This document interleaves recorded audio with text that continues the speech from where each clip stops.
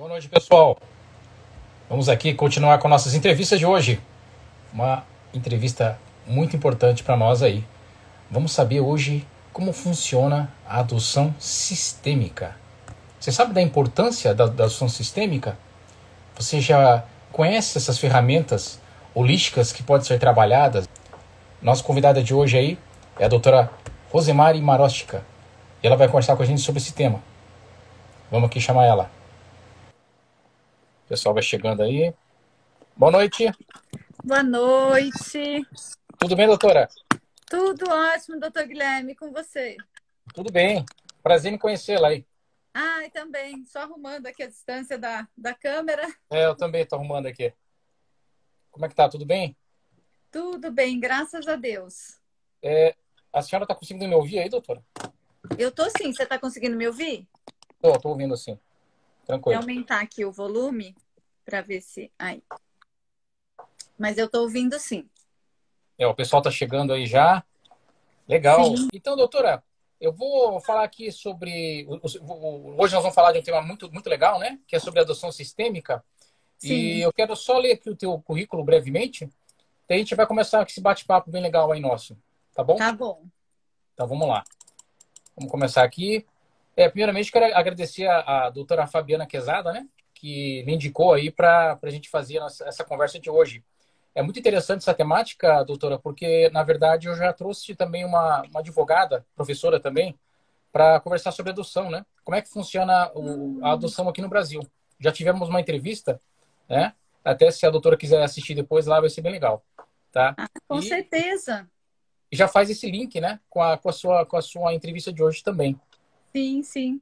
Tá? Bom, vamos lá então. A doutora, ela é advogada, palestrante, facilitadora em constelação familiar, organizacional e LOPT, coaching sistêmico, reikiana, facilitadora de barra de Access, terapeuta quântica, consultora sistêmica, conciliadora, mediadora, facilitadora de processos de indivíduos, grupos e organizações com abordagem antroposófica.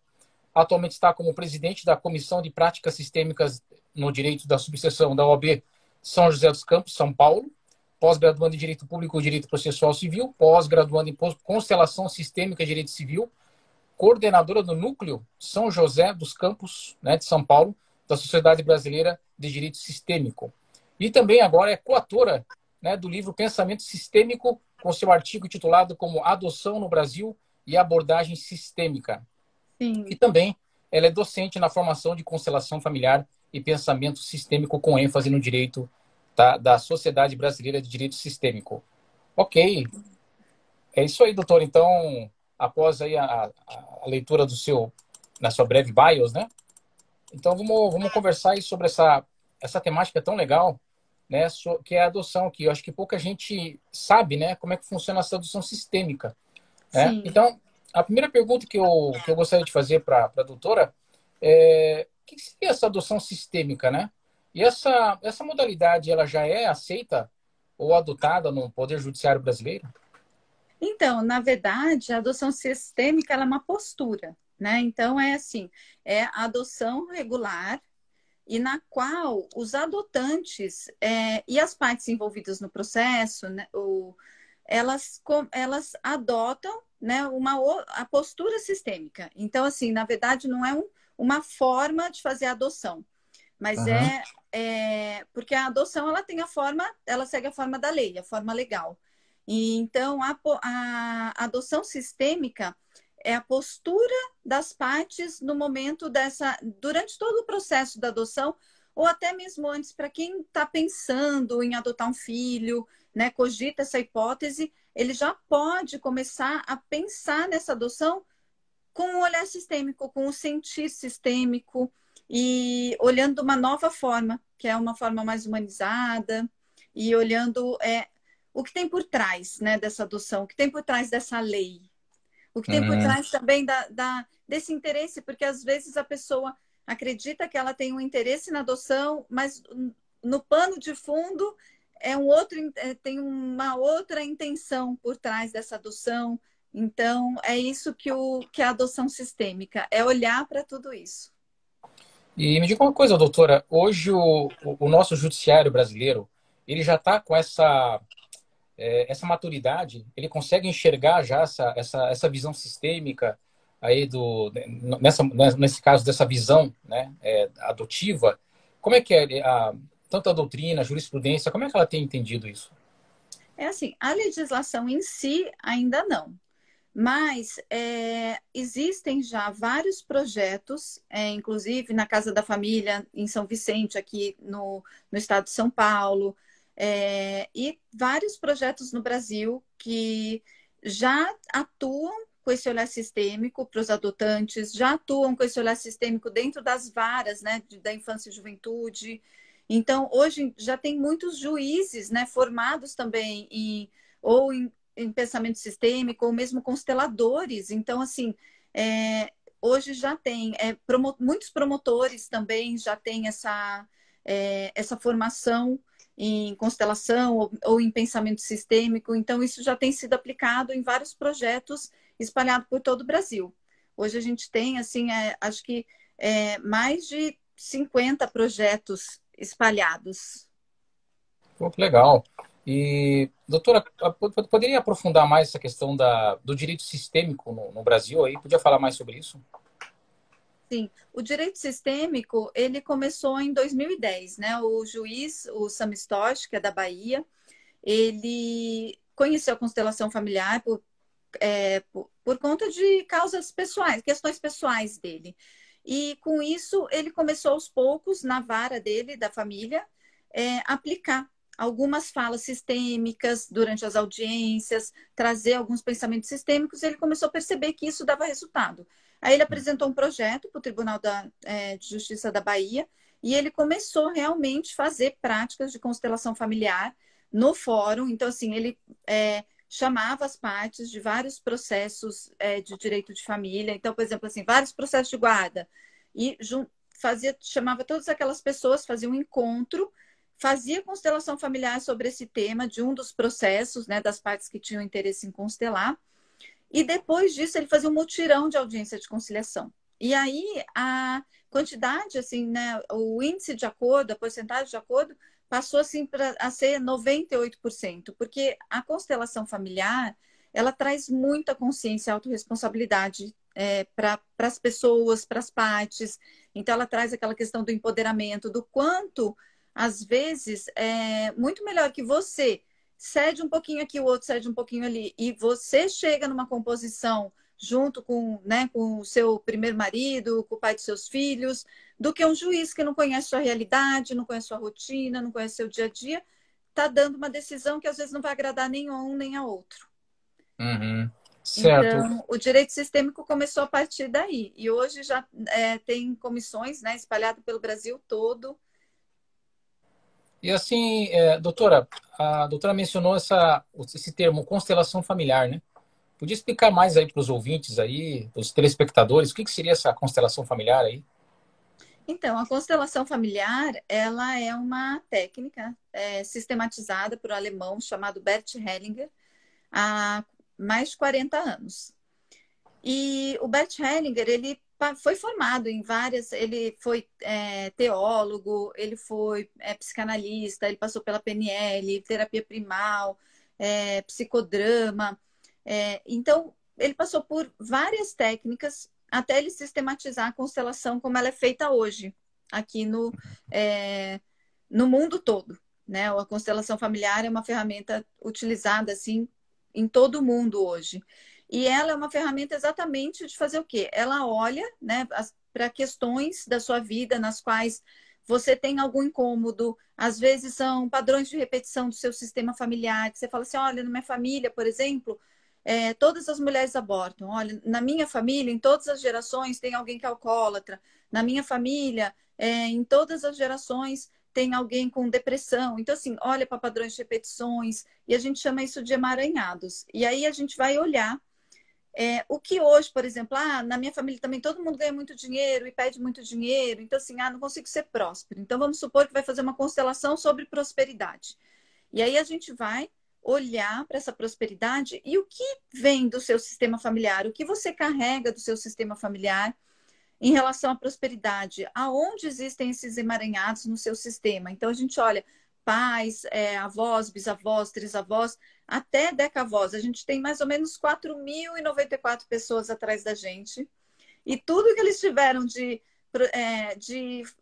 passar fome, de escassez, de tristeza, de relacionamentos abusivos, tudo isso chega até a gente. Mas, por outro lado, também, quantas bênçãos, quanto sucesso, quanta prosperidade, quanta vida chegou até a gente. Então, tudo também vem até nós.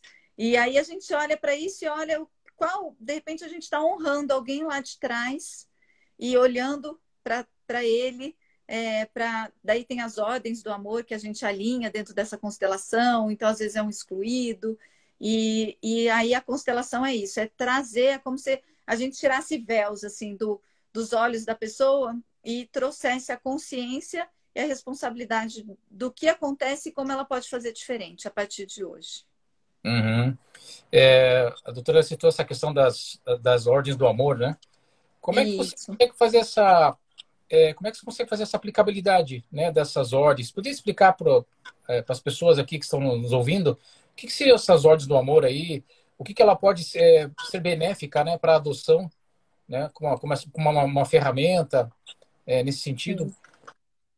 As ordens do amor, elas são 3 leis sistêmicas e que o Bert Hellinger, durante o trabalho dele, ele observou a atuação dessas leis em todos os sistemas, né? Então, assim, desde o nosso sistema, por exemplo, eu, meu filho, meu pai e minha mãe, ou o nosso sistema, por exemplo, o nosso bairro é um sistema, se eu moro num prédio é um sistema, a OAB, na qual, né, eu estou presidente de uma comissão, é outro sistema, o local onde eu trabalho é um sistema, meu grupo de amigos é um sistema, uma empresa.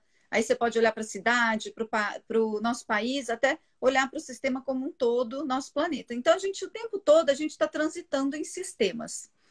Uhum. Aí, e essas ordens, elas atuam sobre todos esses sistemas. E essas ordens são ordens inerentes à natureza humana e ao pertencimento a esses sistemas. Então, quer eu a conheça ou não, é que nem a lei da gravidade, né? Então, se eu estou com um copo em cima da mesa e eu esbarrar nele, ele vai cair, mesmo que eu conheça a lei da gravidade ou não. Então, essas ordens sistêmicas, ainda que as pessoas não as conheçam, elas estão atuando na sua vida e na vida também de quem vai fazer uma adoção, de quem está com um processo no judiciário.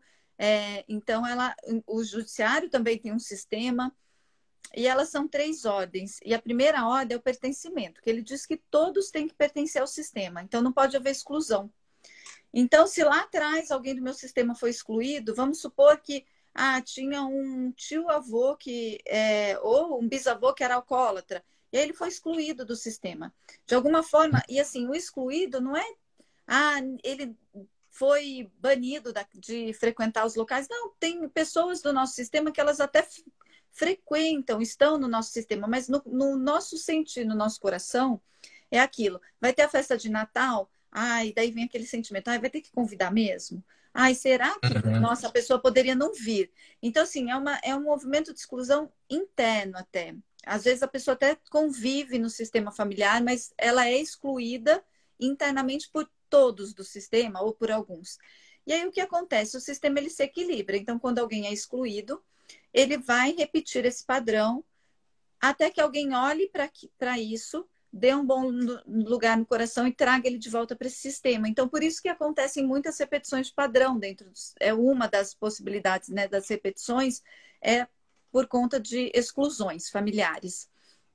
Então, no caso, por exemplo, a repetição de abortos, às vezes lá atrás, né, uma bisavó teve um aborto e escondeu, então aquela criança foi excluída do sistema familiar. Então, vão acontecer abortos até que alguém olhe para essa exclusão, traga de volta para o sistema e a gente fala que é o fluxo do amor possa surgir, fluir novamente. Uhum. E na adoção, né, o pertencimento, por exemplo, ele é aplicado no caso da exclusão dos pais, né, dos pais biológicos, porque muitas vezes, quando vai ser feita uma adoção, ninguém olha para esses pais, né? Então, assim, e mesmo tanto no processo da adoção quanto depois. Então, assim, às vezes essa criança não tem, às vezes esses pais já estão até desaparecidos ou não tem mais contato com ele, mas quantas vezes também tem pais que adotam e a criança passa muitos anos sem sequer saber que ela é uma criança adotiva, né? Então, assim, essa é uma ordem que tem que ser, assim, é importante que ela seja aplicada dentro das adoções para que seja uma adoção de sucesso, né? Porque muita gente fala assim, nossa, mas todas as crianças adotivas dão problema. Então, assim, mas existem causas que podem estar ocultas, né? Que são essas causas para as quais a gente olha numa constelação para quem já efetuou uma adoção, ou para as quais a gente pode olhar durante o processo da adoção, antes de começar e durante o processo da adoção, estar acompanhando essas causas, para que já possa ser diferente e ter muito mais possibilidade desse amor fluir e essa adoção ter 100% de sucesso e só alegria e felicidade. E ter as questões inerentes a qualquer filiação, né? Porque tanto os filhos biológicos quanto os filhos adotivos têm questões que acontecem por conta de ser pai e filho. Então, assim, não é que a criança vai virar a perfeição, porque nem nós, assim, eu passei a vida inteira sendo criada pelos meus pais e também ninguém é perfeito, né? Cada fase tem as suas dificuldades, tem os seus conflitos, e eles vão continuar acontecendo, mas de uma forma mais leve. Uhum. É interessante isso aí que você falou, doutora, porque quando ocorre a adoção, né, vamos dizer assim, legalmente falando, o nome, né, o nome biológico, né, dessa criança, ele é apagado, né, da existência, né? É como se ele não tivesse os pais biológicos mais. Então, é como a doutora falou, se essa pessoa não souber que ela foi adotada, ela nunca vai saber, né, que existiram, né, os pais biológicos, né? E eu acho que essa lei de pertencimento seria nesse sentido que a senhora está falando. Sim, e dependendo da idade, às vezes trocam até o nome da criança, né, doutor?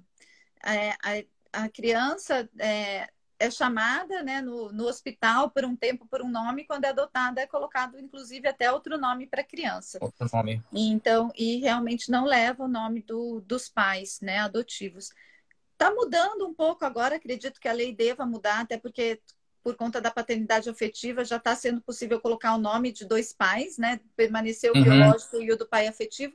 Acredito que a lei já está tendo um movimento de inclusão nessa parte que a gente pode vir a ter mudanças aí para frente, né? Com essa possibilidade da manutenção do nome dos pais biológicos para quem, né, entender importante.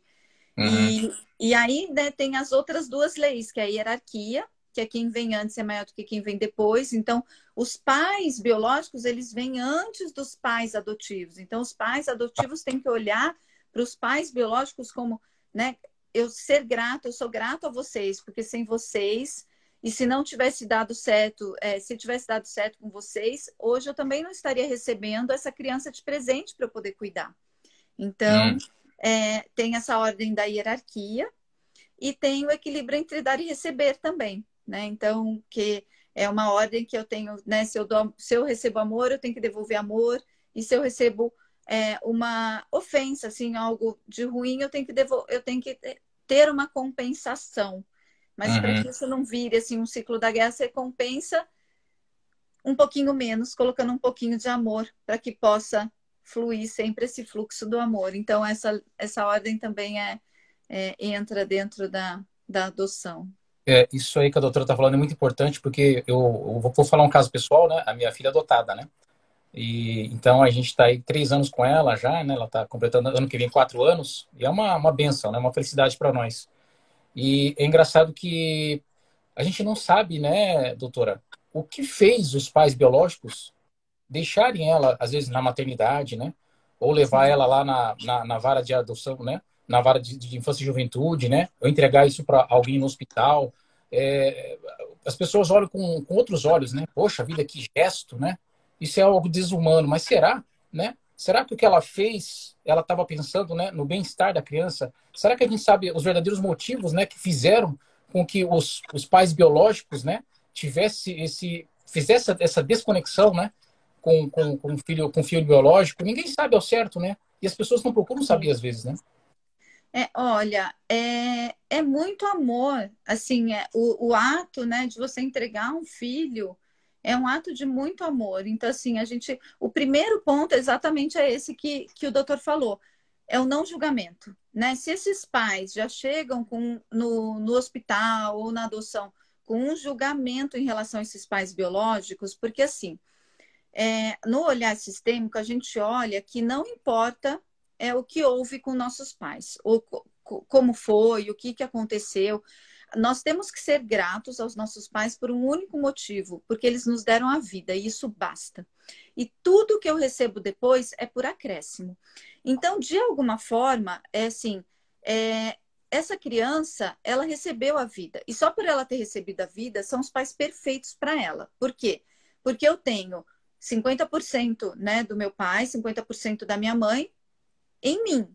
Se mudasse, por isso que a gente fala assim, a gente olha para os antepassados também e é grato por tudo que eles passaram. Porque se mudar qualquer coisa que aconteceu no meu sistema, se lá atrás, vamos supor que uma trisavó, né, teve que passar por um relacionamento abusivo, pesado, para poder ter minha bisavó, e ela suportou tudo isso, e Uhum. a minha bisavó também, às vezes, teve questões, e mesmo assim ela passou a vida adiante. Tudo que aconteceu lá atrás foi necessário para que a vida chegasse até nós. Então, se mudasse qualquer pecinha lá atrás, Uhum. nosso DNA não seria a gente. E se não fosse meu pai e minha mãe, exatamente do jeito que eles são, também não seria eu. Então, a gente tem que ser grato só por ter recebido a vida e a sentir, né, que tudo foi, como tinha que ser, para que a vida pudesse ser passada adiante e chegar até mim. Então, essa criança, ela recebeu a vida. E aí, o que levou esses pais, né? Muitas vezes é um grande ato de amor. A pessoa, muitas das vezes, é a pessoa olhar e falar assim: eu não tenho condições de cuidar dessa criança, alguém vai cuidar melhor. E eu fico pensando, eu tenho uma irmã adotiva também. E meus pais a adotaram quando ela tinha 6 meses, que é a Uhum. Débora. E, inclusive, o artigo é dedicado a ela e aos meus pais. Legal. Então, e assim, eu fico imaginando, eu tenho um filho de 8 anos, e o quanto deve ser, né, para uma mãe chegar lá e entregar um filho. Com Então, certeza. é realmente um grande ato de amor. Uhum. Tá ótimo. Ó, pessoal que estão chegando aí, quem quiser fazer pergunta, tá, para a doutora, fiquem à vontade e participe do nosso bate-papo, da nossa conversa, tá? Sim. Então, doutora, deixa eu ver se eu entendi. Então, essa questão do dar e receber, né, que essa terceira ordem do amor, seria a criança vai dar alguma coisa em troca, já que ela recebeu a vida? Seria isso? Não, assim, as únicas duas trocas que a gente não equilibra na nossa vida é ter recebido a vida dos nossos pais. A gente não equilibra ela em relação aos nossos pais, porque receber a vida é o maior presente que a gente pode ter tido e não existe nada que vá se equiparar. Então, como que eu Certo. equilibro isso? Tendo filhos, passando a vida adiante, ou Hum. quem não, porque deu equilíbrio com o universo, no equilíbrio com os meus pais. Ou então, para quem não quer ter filhos, é fazendo bem para a humanidade. E outra troca que a gente não equilibra também de forma alguma são os nossos saberes. Então, é em relação aos nossos mestres. Aí, como que a gente equilibra isso? Passando o conhecimento recebido adiante ou fazendo algo de bom com o conhecimento com o qual eles nos deram. Ah, legal, interessante. Então, doutor, essas leis de pertencimento são mais importantes que as leis judiciais, já que a gente estamos falando aqui entre dois advogados? Na verdade, elas não são mais importantes, né? Porque, assim, as leis sistêmicas são leis naturais, são leis da vida e elas estão atuando, né? Quer a gente queira, quer não, elas fazem parte da nossa vida e estão atuando sobre nós. As leis judiciais, elas foram criadas para atender às demandas que têm necessidade de ter regras, né? Regulamentação para que ocorram. Então, assim, o ideal, na verdade, é conciliar uma com a outra, a gente ter conhecimento e consciência das leis sistêmicas e utilizar elas em prol das leis judiciais, as quais a gente também tem que responder, né? Hum. Seja porque as leis sistêmicas, elas podem ser aplicadas em todas as áreas do direito, inclusive em direito empresarial, direito penal. A gente tem um projeto aqui em São José dos Campos, no Fórum, nos quais a gente faz, chama Polirradiador de Cultura da Paz, junto com o Dr. Fábio Lima, promotor de justiça, e a gente faz movimento de constelação antes da audiência de transação penal para os usuários de drogas. Então, assim, e é um movimento muito lindo que a gente faz com os usuários, junto com a Justiça Restaurativa, e faz também com a família e com as associações, né, as representatividades que vão lá de Alcoólicos Anônimos, o CAPES. Então, assim, a gente utiliza ele em todas as áreas do direito. Então, não tem, assim, mais importância. São duas formas, né? São leis da vida e leis judiciais. Então, assim, criadas para atender essas demandas da vida, que são necessárias, né, de regulamentação. E a doutora, assim, pela sua percepção, pela sua experiência, já sua expertise, o que a doutora tem percebido nos processos adotivos, a aplicação do direito sistêmico nesses processos, agora, atualmente? Então, agora com o conhecimento, né, como eu falei, já tem muitos projetos atuando nesse sentido, né, dessa conscientização. Aliás, né, o doutor falou das leis judiciais, o ideal seria que agora o legislativo passasse a ter consciência e começasse a legislar já com esse olhar sistêmico, fazendo essa inclusão, esse pertencimento já na hora da redação das leis, né? Então, mas aos poucos a jurisprudência já tem olhado para tudo isso. E então, assim, já tem muitos fóruns, já tem muitas varas fazendo esse acompanhamento, já tem a parte também de conselhos tutelares, nos quais estão tendo esse olhar sistêmico para poder estar aplicando esse pensamento nos processos de adoção. Eu acho que teria que ser mais a fundo até, doutora. Eu não sei, posso aqui estar falando uma besteira, mas inserir essa disciplina até como nas grades curriculares de direito, né? Para fazer com que os alunos já comecem a entender e ter essa percepção, né? Do direito Sim. sistêmico, a importância do direito sistêmico dentro do nosso ordenamento, né? Sim, eu acredito que logo, logo vai ter, né? Porque já tem várias pós-graduações em direito sistêmico, então provavelmente já tem a disciplina já de conciliação, mediação, de práticas alternativas, né? De solução de conflitos.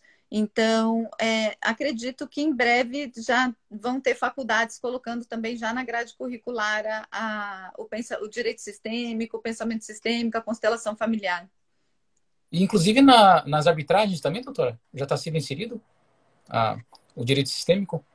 Olha, nas arbitragens, acredito que sim, porque a gente usa ela no. Porque, na verdade, eu não preciso fazer uma constelação, né, para poder. Se a pessoa, o árbitro, tem conhecimento das leis sistêmicas, a partir do momento que por exemplo, quando eu estou numa audiência, se eu entro com o olhar sistêmico e a minha atuação já é nesse olhar. Eu, como fractal do todo, já muda, né? Então, assim, porque o tempo todo a gente afeta e é afetado pela trama social. Então, quando eu mudo a minha postura, eu mudo do todo também. Então, isso já colabora. Então, tem muita gente que é da arbitragem, né? Que já está também nessa parte da constelação, do direito sistêmico. Utiliza também no direito sistêmico, né?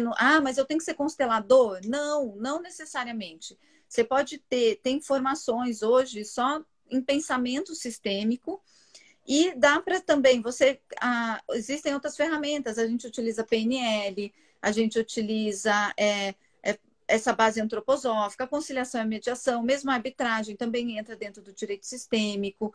Então, assim, não necessariamente tem que ser constelador para poder ter uma atuação sistêmica.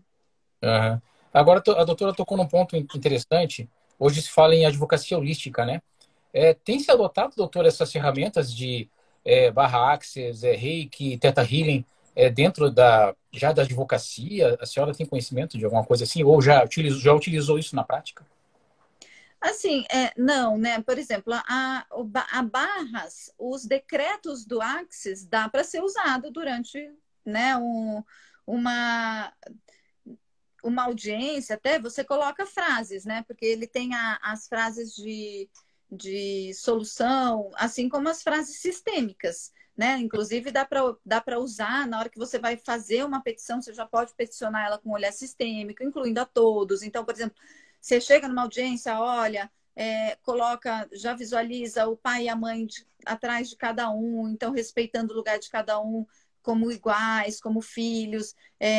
Você tem um escritório, por exemplo, no qual você senta alinhado com o seu cliente, sem ter aquela, né, divisão e aquelas cadeiras, eu sou muito maior do que você. Então, Uhum. assim, às vezes, são pequenas atitudes que fazem a diferença. Então, assim, dá para usar frases do Axis, por exemplo, solução, perguntas, né? Porque o Axis traz muitas perguntas. Então, é possível, sim, utilizar, né, dentro do direito. Assim como Uhum. utiliza a PNL, assim como tem o coaching sistêmico, tem a PNL sistêmica, hoje em dia já, então dá para utilizar sim. O reiki já é mais difícil porque é uma energia, né? Então, assim, eu sou reikiana, mas eu posso chegar lá emanando energia né, energia aqui para enviar para a audiência antes de fazer. Mas aí eu acho que daí é num processo mais individual do que no processo Ah, mesmo, na audiência, ou trazer isso para a prática mesmo do direito. uhum. É um olhar muito mais de sensibilidade, né? De talvez de empatia também, né? Ao próximo, me parece assim, essas Sim, tem a ferramentas, né? empatia sistêmica também. Hoje em Legal. dia, porque o sistêmico é olhar o ser humano integral, né? Então, com ele, todos que vieram antes e todos que pertencem. Mas, Então, tem doutora, essa será que a gente consegue humanizar tanto assim por exemplo, uma audiência assim, que a doutora falou que em qualquer área do saber, né? Então, suponhamos que fosse uma audiência empresarial, a gente consegue trazer esse senso de humanidade, essa sensibilidade maior em duas empresas que estão ali num confronto judicial? Sim, sim. Existe, né, as constelações organizacionais e estruturais que são voltadas mais para o empresarial mesmo. E, na verdade, existem as leis espirituais da empresa, existem as leis sistêmicas das empresas. Dentro de uma empresa, por exemplo, se às vezes é uma simples questão às vezes vai para o judiciário por uma simples questão de que uma empresa que veio depois não respeita a outra, por exemplo, numa fusão. Então, assim, sim, é possível e o direito sistêmico é totalmente aplicado ao direito empresarial, às organizações e às empresas. E, inclusive, todas essas ordens têm aplicação também de hierarquia, pertencimento, equilíbrio entre dar e receber. São Essas todas mesmas são aplicadas aplicadas em todos os ramos do direito, então. em todos os ramos do direito. Legal. Bom, doutora, só é que é muito interessante o assunto, então eu desviei um pouco o foco, mas voltando para a adoção, né, que a temática do artigo que a doutora publicou, o enfoque da adoção sistêmica, então ela é muito mais para o adotado do que para o adotante? Não, é assim, na verdade, ela olha para o adotado porque pela importância da criança, para os interesses da criança, né? Uhum. E ela olha também essa prática, né, sistêmica na parte da adoção, ela olha muito para o adotante também, assim como para todos, né, os envolvidos, né, então o advogado, o juiz, o promotor, às vezes é um abrigo, às vezes é o hospital que acolheu essa criança. Uhum. E então, assim, ela olha para todos os envolvidos no processo. O olhar dela para o adotado é o olhar de que a gente tem que olhar para os interesses dele, para essa criança, né? E não para os interesses e observar, né, quais são os reais interesses de quem está fazendo a adoção, Uhum. buscando, né, A, uma criança para adotar. a doutora está citando aí os intermediários, são isso? Essas pessoas que compõem todo né, toda essa sistemática, né, de Isso. o Ministério Público, o Judiciário, o assistente social, o psicólogo, né? Isso. Toda essa cadeia, né? Então, é importante isso também para a visão sistêmica, esses intermediários? Sim, sim, é muito importante. Porque assim, o que que acontece? Assim como no caso, né? Vamos supor que quando eu disse a questão de um adotante, da gente olhar para os interesses do adotante e olhar para o adotado, porque às vezes quem está indo fazer uma adoção não está olhando para a criança, né? Quem vai Hum, fazer adotar, uhum, assim, diz eu quero adotar uma criança, mas qual é o real interesse que tem por trás desse pedido? Eu quero adotar uma criança. Às vezes é porque eu perdi um filho. No fundo, assim, eu perdi um filho e agora eu quero colocar uma criança no lugar. Ou então, muitas vezes eu fiz um aborto, né, provocado, ou eu fiz um casal que juntos provocaram um aborto, ou a mulher teve um aborto provocado, ou o marido teve lá atrás. Então, assim, agora eu quero adotar uma criança para eu poder equilibrar, né, com o universo para Deus, porque eu tirei a vida de uma criança. Porque meu sonho, eu já tive 3 filhos, 3 meninos, mas meu sonho é ter uma menina, então eu vou adotar uma criança. Então, assim, uhum, olhar o que tem realmente, né? Qual é a real intenção por trás, né, uhum, dessa adoção? Meu casamento tá ruim, eu não consigo. Já fiz 10 inseminações artificiais, não consegui, e eu vou adotar uma criança para poder salvar meu casamento, porque o sonho da gente era ter um filho, e se eu não adotava, meu casamento acaba. Então, o que tem por trás dessa adoção? E esses uhum, intermediários é a mesma coisa. É, qual, qual é o interesse, né, desses intermediários? Então, se esses intermediários estão dentro desses processos de adoção, às vezes por conta de, porque eu vou receber honorários, vou receber vantagens, ou inclusive por conta de valores, privilegia um casal em detrimento de outro. Então, estava tudo certo para aquele casal adotar. Não, mas olha, vamos dar um jeitinho para esse aqui, porque, né, tem um interesse, de repente, de cargo, algum benefício, alguma vantagem para si que algum desses intermediários vai ter e eles beneficiam em detrimento de outros. Então, e isso vai colaborar lá na frente para trazer possibilidades de insucesso nessa adoção. uhum. Então, doutora, me corrija se estiver errado. Então, a adoção sistêmica, ela tira um pouco essa visão egocêntrica, é isso, então, do casal adotante, que a Sim, gente não sabe realmente os verdadeiros motivos que estão por trás dessa adoção, né? Que tem muita gente que fala, é um ato honrável, né? Que bonito que eles fizeram isso, né? A sociedade olha de um jeito, né? Os casais podem olhar de outro, né? E a visão sistêmica olha de outro, né? Totalmente diferente desses dois anteriores, né? Que a gente percebe, sim. né? A visão sistêmica, ela olha como se a criança fosse assim um presente, né, que você recebe. Na verdade, esses pais, quando eles chegam para adotar uma criança, eles vão adotar uma criança, eles não vão adotar um filho. Por quê? Porque atrás dessa criança, né, atrás de todos nós, tem meu pai, né, na visão sistêmica, ele fica atrás da gente no nosso lado direito, a mãe do lado esquerdo. Então, assim, atrás de mim tem meu pai e minha mãe, atrás do doutor tem seu pai e sua mãe. E atrás dessa criança também tem o pai e a mãe dela, que vão ser sempre os pais Uhum. dela, né? Então, eles não vão receber um filho, vão receber uma criança. Não, aí tem gente que fala assim, mas não vai poder chamar de pai e mãe. Não é isso. É, é o mesmo sentir que eu falei no pertencimento, é aquele sentir desses pais que estão indo adotar, lembrar que ali não está um ser humano sozinho, não está assim, não é alguém que você vai chegar e falar assim, vem cá, meu filho, e esquecer que atrás dessa criança existem dois sistemas, e o sistema que se formou dela. Então, ali tem história de todo o lado materno dela, tem as histórias de todo lado, né? Todo lado paterno, todo lado materno dela. E ela traz nela, no DNA dela, ainda eu falo, quem não acredita ainda na parte sistêmica que passe de geração em geração, tem a epigenética que comprova, né? Então, assim, o meu óvulo estava dentro da barriga da minha mãe, quando a minha mãe estava na barriga da minha avó. Então, quando minha avó estava grávida da minha mãe, a mulher já nasce com os óvulos no útero. Então, Uhum. o meu óvulo já estava na minha mãe.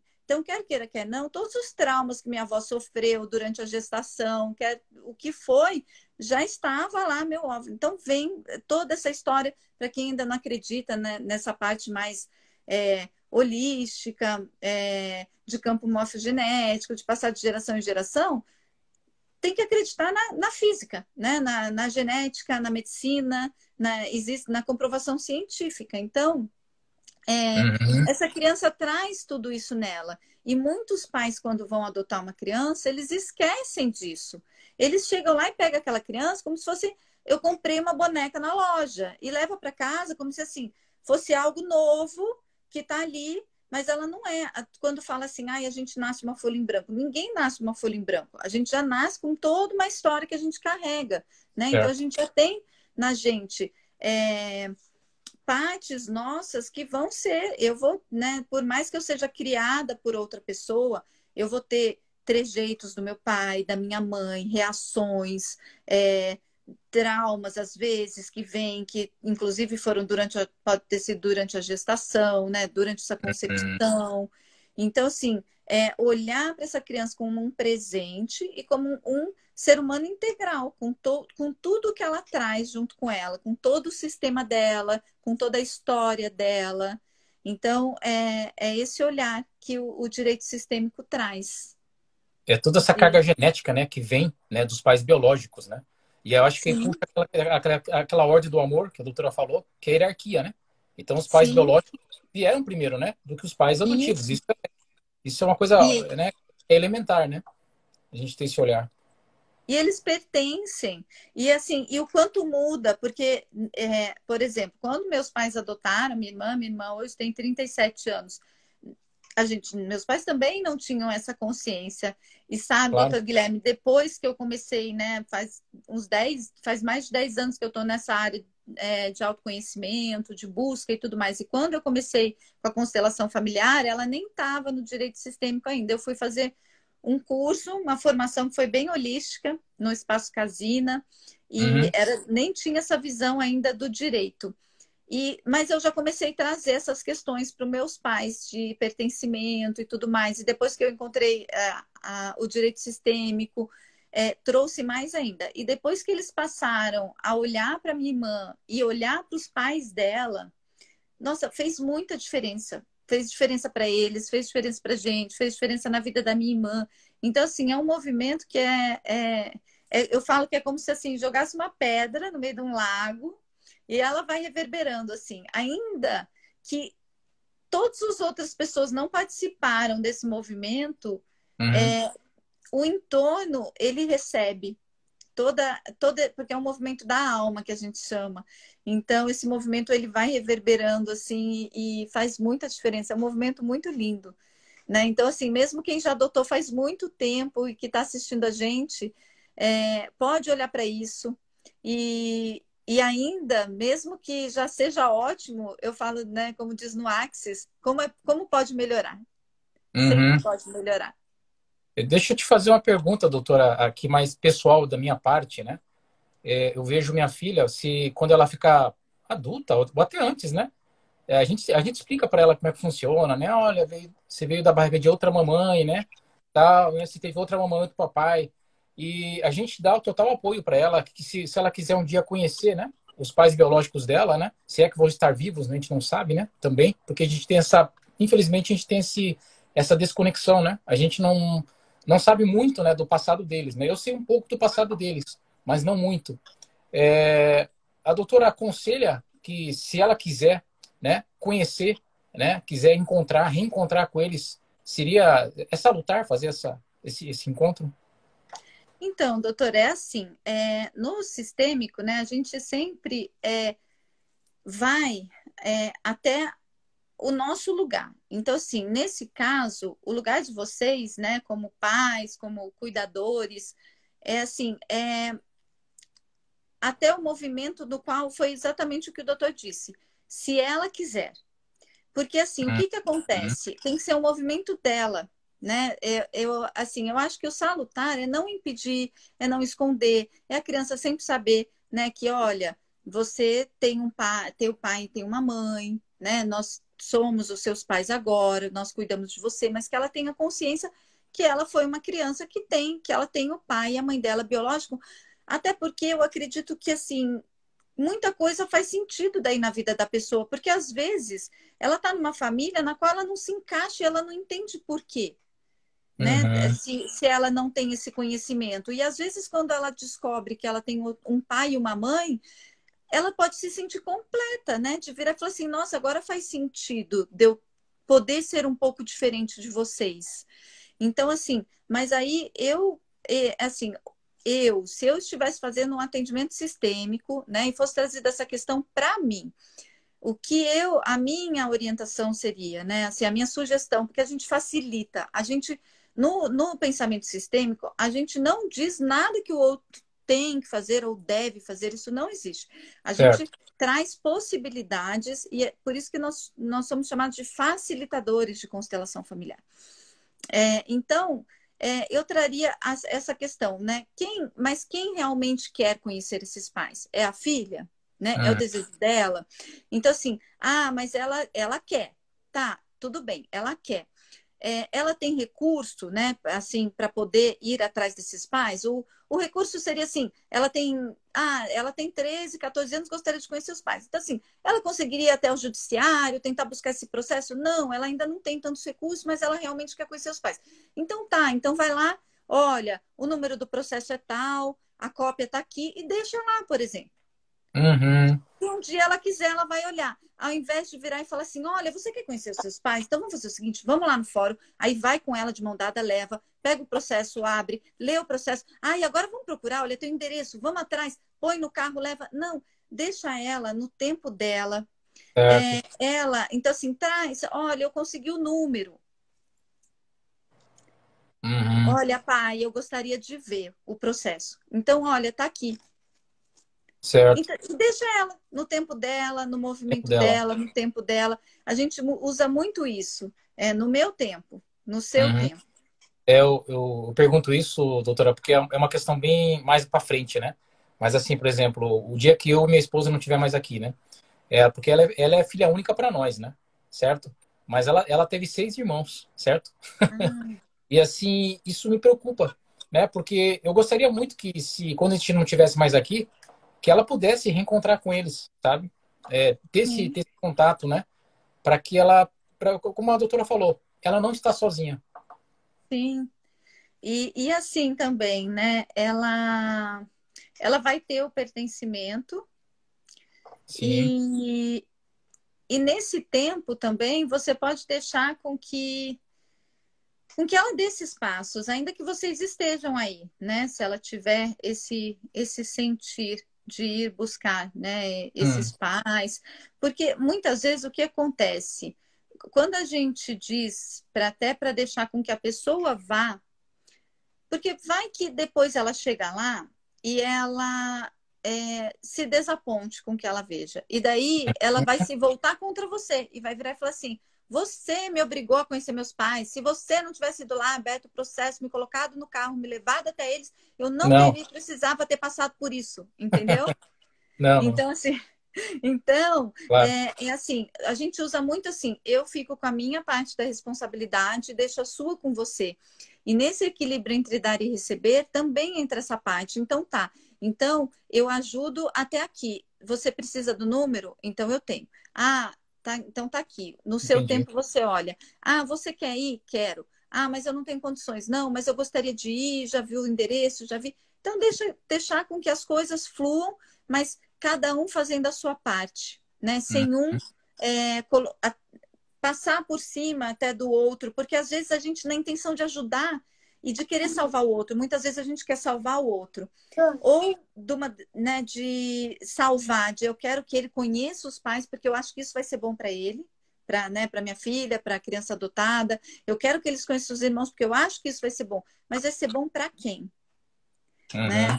Ou então, às vezes, até tem outros pais que querem proteger não, eu já sei que eram pessoas que não eram muito boas, às vezes veio de um processo, né, de usuários de drogas. A gente sabe que tem muitas pessoas hoje, muitas crianças hoje em dia que estão sendo colocadas na adoção, porque vem, né, das cracolândias, da parte de, né? Então, assim, aí ele fala assim, não, eu não quero nem que ele saiba porque ele é adotado, porque imagina ele descobrir que a mãe dele era né, vivia na Cracolândia, por exemplo. Certo.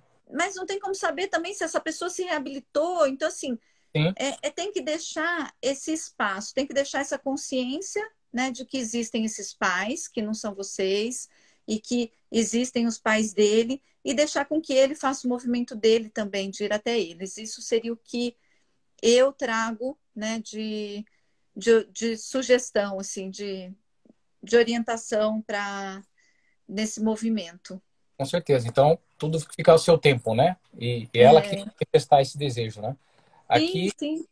doutora, o Doug, ele faz aqui umas colocações interessantes aqui, eu vou ler.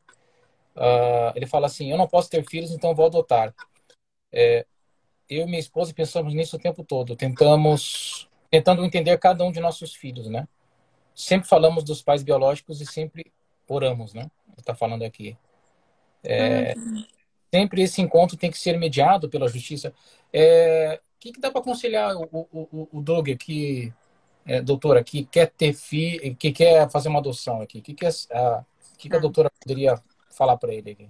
Tá bom. Eu vou até falar, gente, que olha, para mim não está aparecendo ninguém que está entrando e nenhuma pergunta, nenhuma mensagem. Para mim, desde a hora que a gente entrou aqui, para mim está como uma visualização e não tem as perguntas.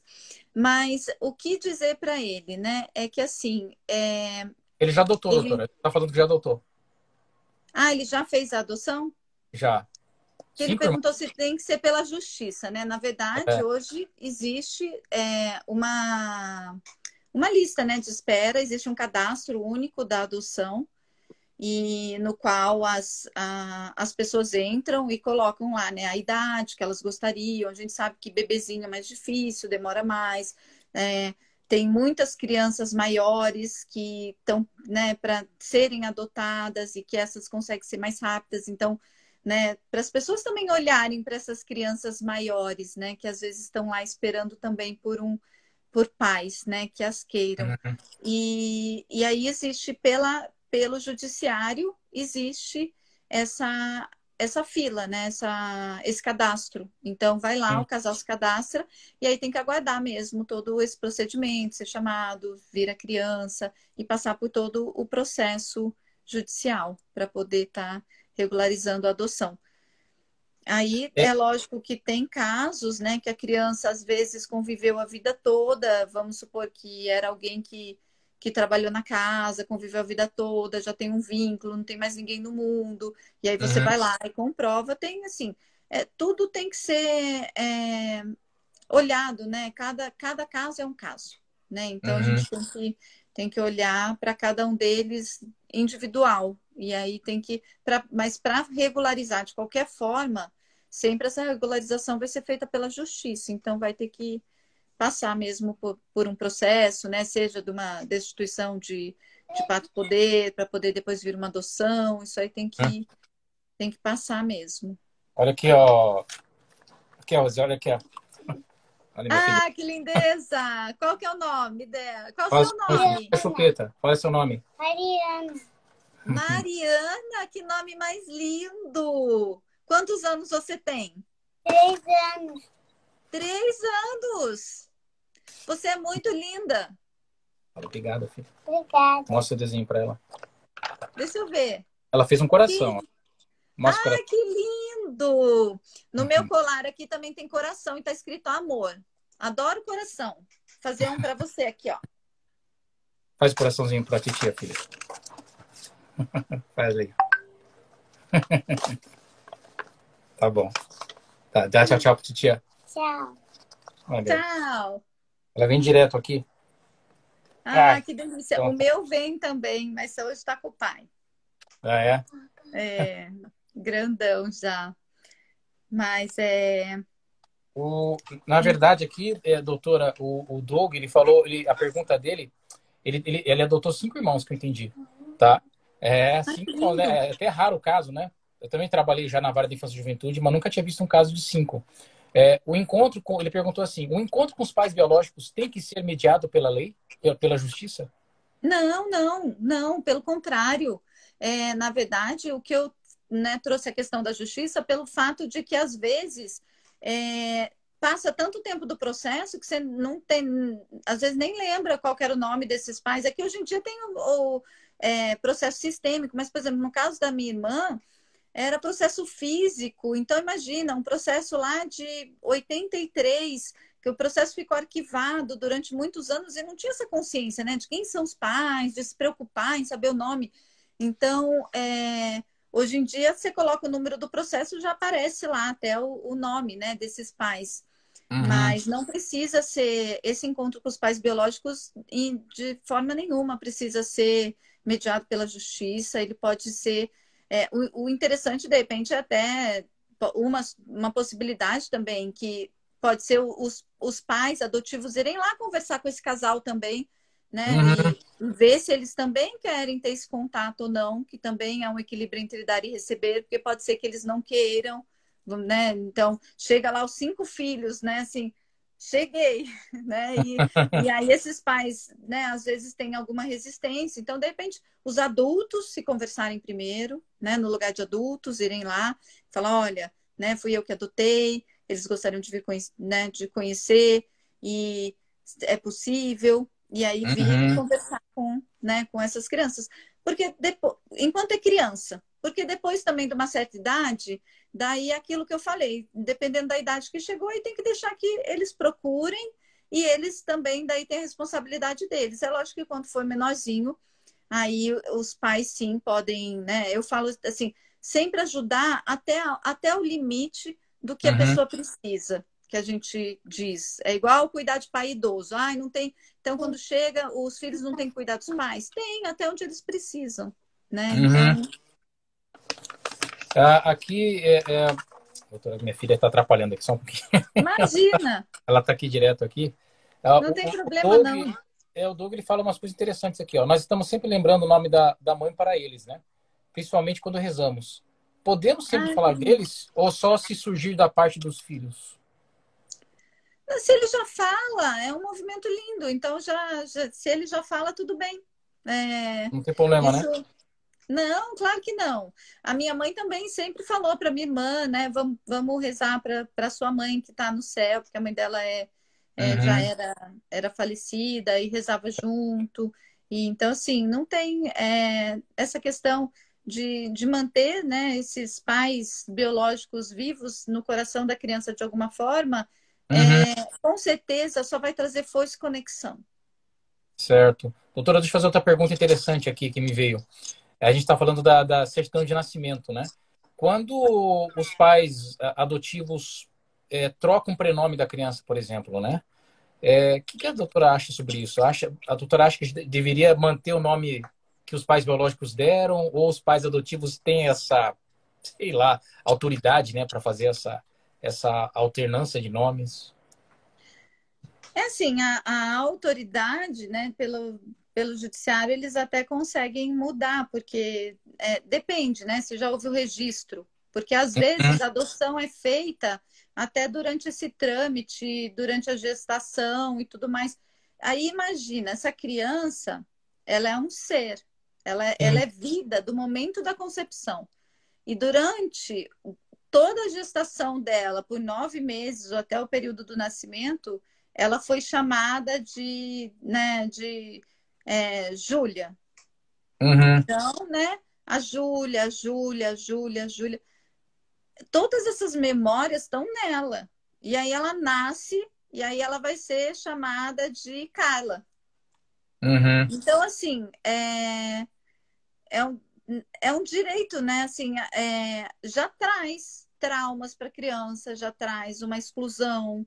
Então, assim, ou até de alguma forma, de repente, adaptar, né? Colocar 2 nomes, né? Mantém o nome uhum, que ela já tinha, né? Porque é um ser, desde a hora da concepção já é um ser, e ela já tem ali o nome dela. E, né, eu acredito que a gente, nós escolhemos nosso nome antes da gente nascer. uhum. Então, aquele nome que nos foi dado já era nosso, por pertencimento, assim. Então, excluir, né, esses pais, esse nome já é uma exclusão desses pais e dessa história dessa criança. Uhum. Ele E coloca assim, ele disse assim, achamos importantes orar e pedir para eles mesmos não nutrirem ódio pelos pais biológicos, porque sentimos isso quando chegaram. Interessante, né? Eles comentaram aqui sim, com os filhos que eles adotaram, né? Ah, é que às vezes, né, na verdade, o ódio, né, assim, por trás do ódio aparente, sempre tem um movimento de amor, né? Então, assim, na verdade, ali esse ódio era, com certeza, era porque vocês não nos amam, porque vocês não estão com a gente, porque vocês não cuidam de nós. Então, assim, é, por trás de toda do ódio sempre existe um ato de algo de amor não visto, não acolhido, não cuidado. Então, com certeza, ele fazendo isso, ele traz para essas crianças esse amor, né? Que elas esperaram tanto receber dos pais, uhum, mas a gente só dá aquilo que a gente tem. E muitas vezes os pais não tinham esse amor, né? Tem gente que fala assim, ai, mas meu pai nunca me abraçou. Mas às vezes ele também nunca foi abraçado. Aí eu uhum, falo, a minha mãe mesmo, ela teve 8 irmãos. Então, assim, a minha mãe nunca foi uma pessoa assim. Hoje ela é de abraçar mais, fazer. Porque também nós éramos em 4 filhos. Então, assim, ela foi filha, né, com 8 irmãos. Então, já não teve tanto aquele, porque ela foi a primeira mulher, então ela ajudou a cuidar de todos os outros irmãos. Não uhum, aprendeu, ela não aprendeu a fazer isso. E aí, depois ela teve 4 filhos, certo. então ainda tinha que dar conta de 4. Então, assim, a gente só dá aquilo que a gente tem. E às vezes aqueles pais também não tiveram tudo isso. Às vezes esses pais também foram dados para terceiros, para um tio, para ser cuidado por um tio, por outra família, né? Então a gente tem que, igual eu falei, tem primeira coisa é olhar sem julgamento para essa história e também para se sentir, né? O sentir dessas crianças, ele é um sentir genuíno. Uhum, Mas às vezes também a criança não consegue ter a percepção do que tinha por trás, né, da atitude desses pais também. uhum. Ele fala aqui, ó, nossa menina pediu para tirar o primeiro nome e deixar só o segundo. São 4 meninos e uma menina. Mas acho que ela tinha uma idade já para entender isso, né? Porque minha filha não teria como Sim, fazer isso, né? sim, Então, sim. questões, né? Doutora, a senhora falou aqui agora, os adotantes se colocam a serviço de serem cuidadores, né? No seu livro lá. Isso. Substitutos ou representantes dos pais biológicos. A doutora pode explicar melhor essa passagem do livro? Então, foi aquilo que eu disse, né? Que o que acontece? Que eles vão ser cuidadores, eles não vão tomar o lugar dos pais adotivos, né? Então, eles vão estar a É. serviço de cuidar dessa criança. Então, essa Hum, criança vem como um presente, né, para eles. Então, eles têm que olhar para essa criança com todo o sistema dela e ser grato, porque se tivesse dado, né? Porque tivesse dado certo com esses pais biológicos, essa criança não teria vindo como um presente para eles. Então, certo, olhar, né, e concordo. ser grato a esses pais e se colocar a serviço como cuidador. Então, eu vou cuidar do seu filho como Hum, pai, mas eu não sou, não no lugar de vocês. Vocês sempre uhum, vão ter um lugar. Lembrar que essa criança sempre tem um pai e uma mãe atrás deles. E então, assim, pensar quando essas crianças ficam, né, com raiva, por exemplo, ou tem uma atitude que você olha e fala assim, nossa, não é possível que está agindo dessa forma. Lembra, assim, e coloca o pai e a mãe dela atrás dela, ainda que você nunca os tenha visto. Só imagina que atrás dela tem um pai e uma mãe e toda uma história. E que em algum lugar daquele sistema, aquele comportamento faz sentido. sim. Ainda mais, né, doutora, se você tratar, como a doutora falou agora anteriormente, crianças, por exemplo, que os pais foram usuários de drogas, né? Ou teve algum tipo de violência, né, no passado, né, alguma história de abuso, Sim, né, sexual, quer dizer, tudo isso traz, né, consigo na sua carga, né, genética, isso vem com a criança, né? E ela não tem sim, culpa, né? A gente não há nem a criança não há como ser, né, penalizada por toda essa carga, né, que a doutora falou, né, essa história que vem por trás dela, né?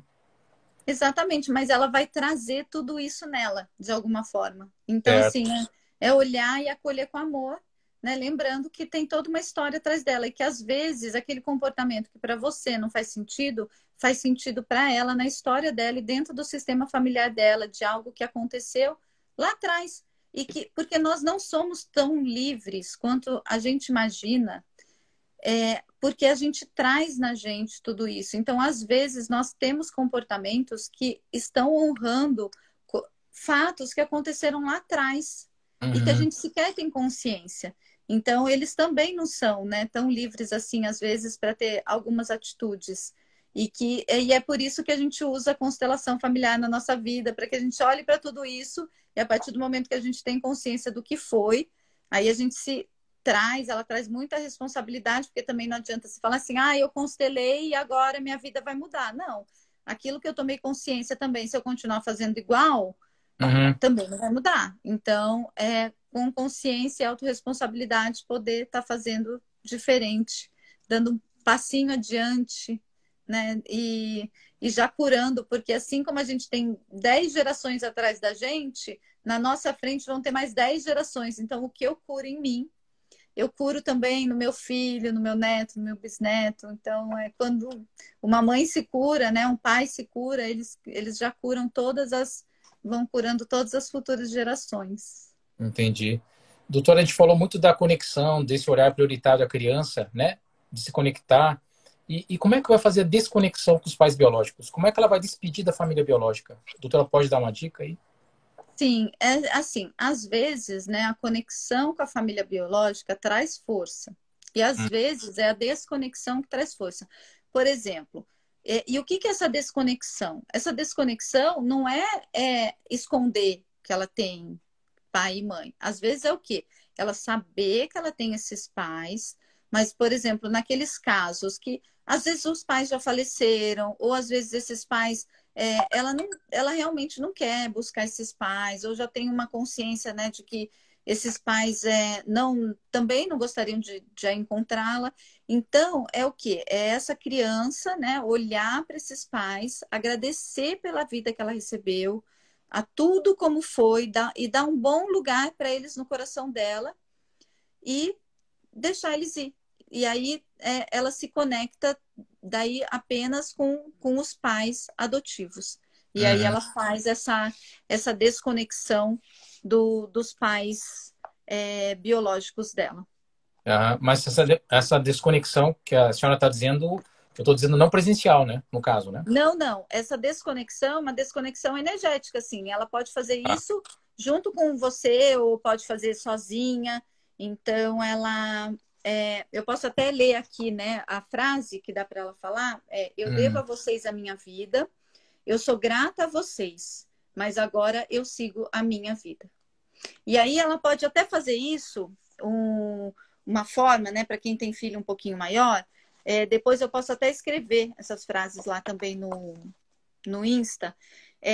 Ela pode, né, pedir para que a criança, não tão criança, porque ela não vai ter muita consciência, mas se for mais adolescente, já tem uma consciência, pedir para que ela pode fechar os olhos, se conectar com ela mesma, fazer uma respiração profunda, de repente ela visualizar esse pai e essa mãe, ou pode ser de olhos abertos mesmo, quer elas conheçam, quer não, mas assim, Uhum. a energia daquele pai e daquela mãe, ela sabendo que ela tem um pai e uma mãe, e ali, né, olhando para eles, aí ela diz, né, para eles, eu devo a vocês a minha vida, eu sou grata a vocês, e agora eu sigo minha vida. E aí ela pode fazer mesmo, olhando para esses pais, fazer um gesto de gratidão, uma reverência para esses pais. Se ela Uhum. sentir necessidade, até ajoelhar no chão, assim, fazendo mesmo uma reverência, se colocando pequena diante da grandeza desses pais que deram a vida a ela. Certo. Levanta, respira, pode inclusive virar de costas para esses pais, sentindo a força deles, como se essa força estivesse fluindo até ela, imaginando o pai com a mão no ombro dela, a mãe com a mão no ombro dela, e permitindo que ela vá, e ela pode ir caminhando, dando passos devagar e visualizando na frente dela, pode ser os pais adotivos, visualizando a vida que ela deseja para ela, a vida que ela tem, aquilo que ela almeja. E aí ela vai dando passos. E ela pode, inclusive, ir dizendo internamente: eu digo sim para a vida. Eu digo Uhum. sim para a vida. Legal. Esse é um movimento que pode ser feito. O bom é que essa nossa conversa, doutora, depois eu vou fazer o upload lá no meu canal, né?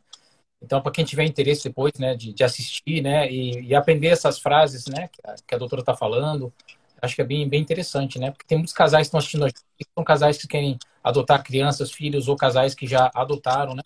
Então, acho Sim, que sim. é interessante para todos os, né, para todos os tipos de públicos, né? Ah, Sim. e o Doug, ele perguntou aqui também, ele falou, parabéns pelo trabalho de vocês. Onde vai ser deixado essas frases? Ele falou que é do Paraná. Ah, então, vai ficar gravado na live, vai ficar gravado no canal do Guilherme, vai ficar gravado no Instagram do Guilherme. Depois, daqui um tempo, eu baixo também, daí eu coloco no meu Instagram. E eu posso colocar num post, para daí também poder pegar essas frases. Pode dizer também, daí eu coloco direitinho, pode dizer também, eu vou levar vocês para sempre vivo dentro do meu coração. E aí eu ponho as frases, ou eu posso até fazer um vídeo com esse movimento também, colocar no Instagram, daí a gente pode deixar que vai estar e também vai é só acessar o canal do Guilherme, que já vai estar lá o nosso vídeo gravado com o movimento também. Doutora, antes de terminar aqui, eu queria fazer mais uma pergunta, mas minha esposa está fazendo um questionamento aqui. Tá? Podemos orar com ela junto, agradecendo, nessa idade de 3 anos, agradecer os antepassados dela? Claro, com certeza. Pode sim, né? Agradeço a todos vocês que vieram antes, agradeço a vida que eu recebi através de vocês, porque tudo que vocês viveram foi importante para que a vida chegasse até a minha filha, né? E Uhum, hoje ela pudesse estar comigo, eu pudesse, né, recebê-la de presente. Pode sim. legal. Doutora, a doutora costuma fazer videoconferência para atender casais, assim? Um casal, por exemplo, um caso de casal adotivo, ter conhecimento de algum passado conturbado, né, problemático de uma criança com os pais biológicos, ou da criança querer se conectar com os pais biológicos mesmo contra a vontade dos adotantes. Aqui eu já faço eu já dou a ênfase com crianças, claro, maior de idade, né, no caso adultos, né, no caso, não seriam mais crianças, né? Então a doutora pode fazer esse atendimento, esse approach? Faço sim, eu faço constelação, né, individual, pode ser do casal. É que quando eu falo individual é que daí não, eu vou usar os bonecos, né? Então eu tenho aqui, deixa eu ver. Ai, tô com... A gente usa os Playmobils, usa Uhum. os bonecos para fazer a constelação. Eu já Eu vi. faço também a constelação online em grupo, para quem preferir. Então, daí vão ter representantes, como se fosse na constelação presencial com representantes. E faço atendimento sistêmico também com outras ferramentas, que daí eu coloco, né, é, pode fazer movimentos sistêmicos antes da adoção, igual esse movimento que eu fiz agora. Uhum. Eu trabalho também com movimentos essenciais, que é uma outra técnica que é da Cláudia Boatti, que também são utilizados para olhar, né? Isso que impede, igual o doutor falou assim, pode constelar para, por exemplo, olhar para os pais que não concordam com, né, que o filho quer conhecer os pais contra a vontade deles. Sim, por Então, exemplo. assim, aí, na verdade, quando a gente vai fazer uma constelação, se o filho é adolescente e ele quiser constelar, pode constelar os filhos. Mas, quando a gente vai fazer uma constelação, nesse caso, por exemplo, o filho não quer constelar, então a gente vai constelar esses pais. E o que tem nesses pais, o que tem no sistema desses pais, que faz com que eles não queiram que esse filho conheça esses pais biológicos. Uhum. Entendeu? Então a Entendi. gente vai olhar, né, o que impede, né, o que tem por trás dessa dinâmica ou desse filho querer contra esses pais. Então a gente faço sim esse atendimento, faço online, faço individual, faço em grupo, faço do casal. Criança a gente não faz porque a criança ela não tem essa consciência, essa responsabilidade, ela não Certo. alcança, né, ela não tem recurso. Então não adianta fazer uma constelação com uma criança que ela não vai ter recurso para entender o que foi visto. Entendi. Então, aí a gente faz com aquilo que incomoda nos pais em relação àquela criança. Então, aí a gente faz com os pais e pode ser feito sim, antes do processo de adoção, para quem está pensando em adotar, porque aí, às vezes, né, tem situações, por exemplo, assim, a pessoa não engravida, não engravida, não engravida. Não é que a constelação não é milagre, gente, mas ela mexe no sistema de uma forma que, às vezes, a pessoa constela e ela está identificada com alguém do sistema dela e que, por conta disso, ela não consegue engravidar, às vezes, depois de uma constelação, ela consegue engravidar. Entendeu? Então, assim, então pode ser feita antes de adotar, pode ser feito para olhar, de repente, olhar assim, olhar para esse processo da adoção, dá inclusive para quem está em processo de adoção e às vezes fala assim, eu estou na fila há tanto tempo, ou o meu processo está na justiça e não anda. Ele pode constelar o processo? Pode, mas vai precisar estar lá o juiz? Não, não. A gente olha o que tem por trás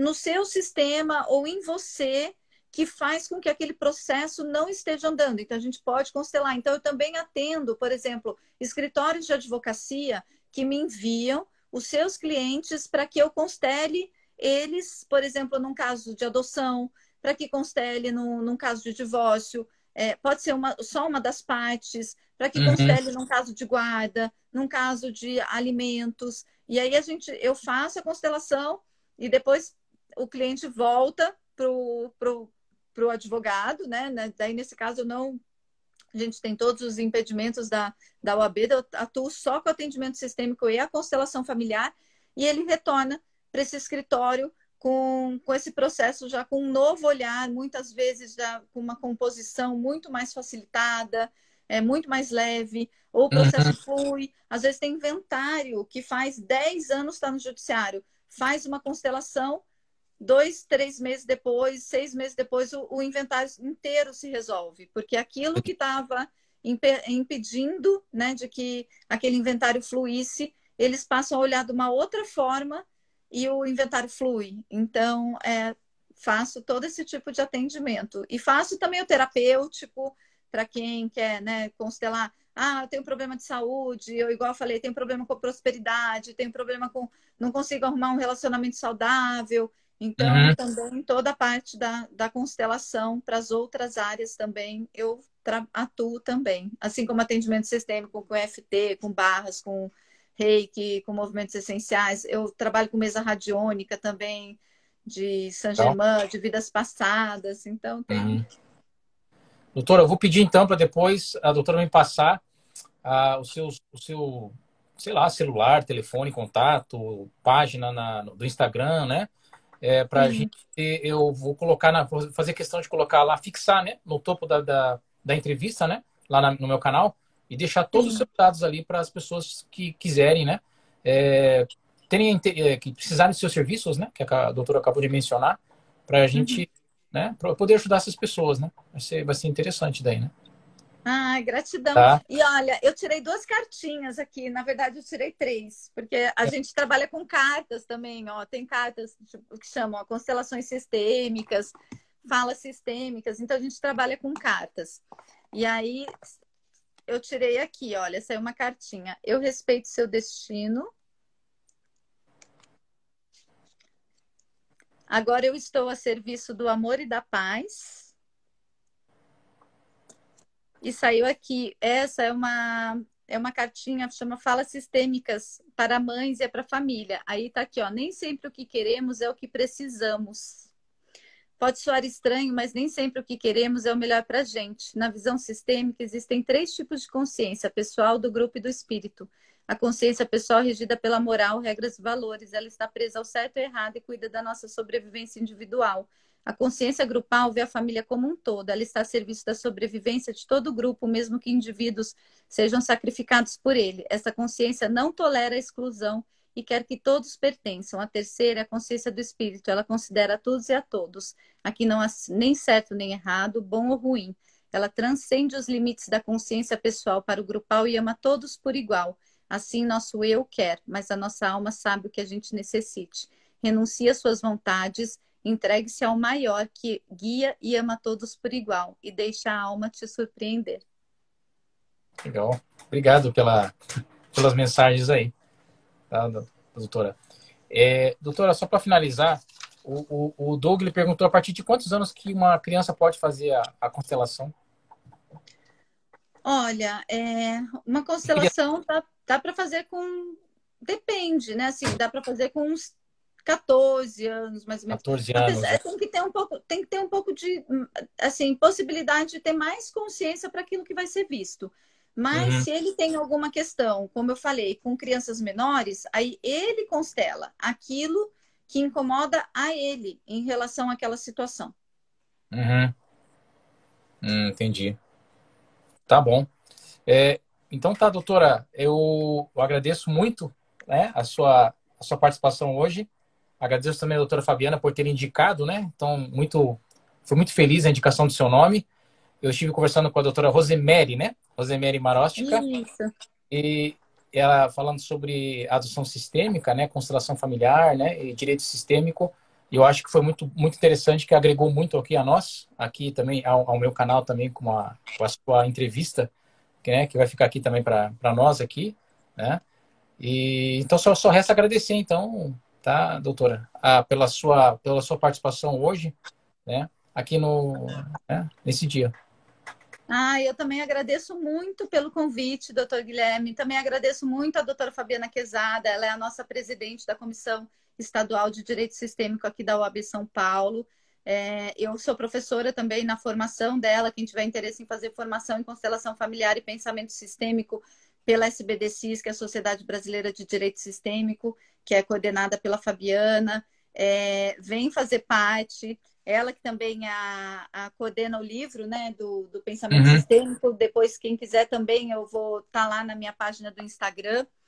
E tem vários temas abordados no livro. Então, assim, agradeço a ela pela indicação também e agradeço imensamente pelo convite, por poder estar conversando com você. Fico muito feliz porque é um tema que nada é por acaso, né? Eu tenho uma Sim, irmã adotiva, você tem uma filha, né, adotiva, então é como os sistemas se atraem, né? E as energias se atraem e sim, traz aquilo que a gente mais precisa para a nossa evolução e nosso crescimento. com Então, certeza. gratidão, gratidão, Obrigado, gratidão. doutor. Um beijo para você, para sua esposa, para sua filha. Tá bom, um abraço, um beijo também. A minha esposa colocou aqui, gostei muito, gratidão, tá? Ela tá agradecendo também, mandando agradecer aí. A Luciane Belucci, parabéns, doutores, né? Então tem vários aí colegas assistindo a gente aí. Então, doutora, agradeço de novo aí, muito obrigado, tá? E a gente se conversa numa próxima aí. Se Com encontramos numa, certeza. tá bom? Muito obrigado, tá? Obrigada, Boa noite. Tá, gratidão. obrigado.